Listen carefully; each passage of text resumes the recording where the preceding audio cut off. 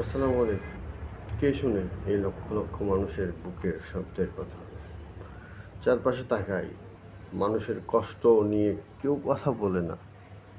এই যে সাধারণ মানুষ, কৃষক, শ্রমিক, মধ্যবিত্ত পরিবারের মানুষ, তাদের দিকে দেখুন। বাজারে গেলে চোখে পানি আসে।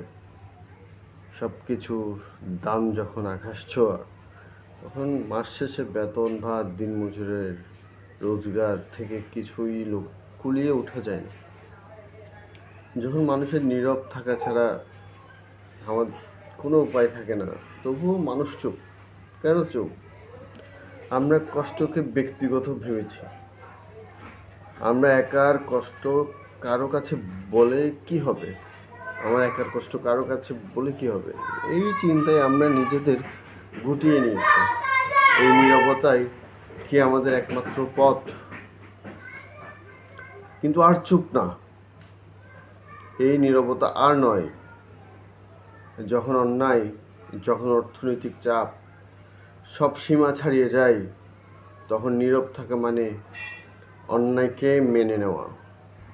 আমরা কেন মানব? এইবার মানুষ কথা বলবে, কারণ সত্য একটাই, এই দেশটা আমাদের। এর ভালো মন্দ সব কিছুর হিসেব আমাদেরকেই নিতে হবে। আমাদের কষ্ট, আমাদের মুক্তি। যেদিন জনগণ কথা বলে, সেদিন দেশ বদলায়। সেই দিন ক্ষমতার হিসাব পাল্টে যায়। আমরা কথা বলবো, আমরা সত্য তুলে ধরব। আমি ইকরামুল মেহেদী, জনগণের পক্ষের কণ্ঠে আপনাদের সাথে আছি। জেগে উঠুন, কথা বলুন। নিঃসন্দেহে সত্য সঠিক পথ দেখায়। আসসালামু আলাইকুম। কে শুনে এই লক্ষ লক্ষ মানুষের বুকের শব্দের কথা? চারপাশে তাকাই, মানুষের কষ্ট নিয়ে কেউ কথা বলে না। এই যে সাধারণ মানুষ, কৃষক, শ্রমিক, মধ্যবিত্ত পরিবারের মানুষ, তাদের দিকে দেখুন। বাজারে গেলে চোখে পানি আসে।